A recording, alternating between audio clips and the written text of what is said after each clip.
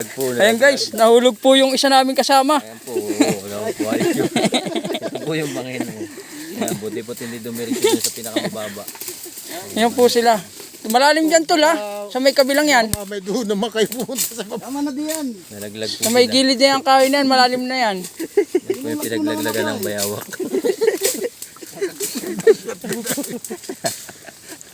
Guys, aking palalakihin at tingnan ninyo maigi. Kahit sa side, baka malaglag Isend ka mo. ba yan? Tapos isend mo yung grid coordinate na binigay ko. Ayan guys oh. Oh, Ito yung bahay. oh ayan oh. Ayun nga. Bahay. Puro niyog na po. Hmm. 102 yan. Nasa gitna. Gitna ng 102. Hindi ka naman nalaglagan. Putulan mo yan ano para malinis. Sige. Tangin na. Yan pa isa. Kinakapitan mo yung mga kwan yan, patay. Tsaka inuupan mo. Nilisan mo na yan tol. At kakabitan niya ng muhon pag balik.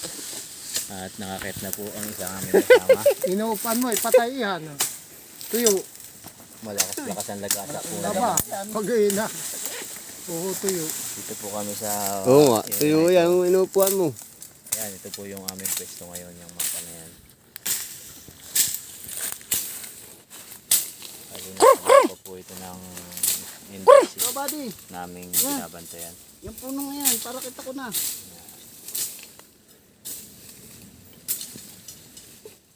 Yan. Yung puno, alisin mo. Hindi yan, ito. Ito nga po, meron kami natatuan na bahay sa loob po ng 102. Sakop po ng Harangan. lupa. Medyo labo. Labo po.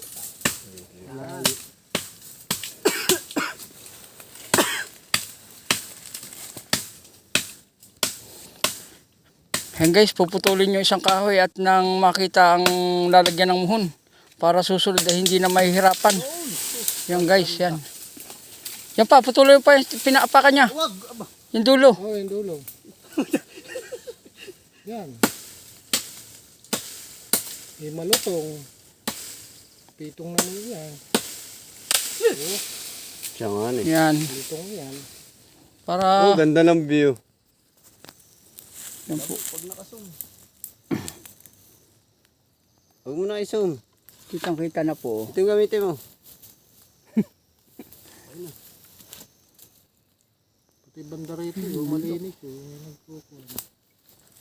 Tira niya ng, ito ano niya nasabing sakop talaga. Nasa yan na picture naman na ito. No? Kita naman sa ano ng GPS eh.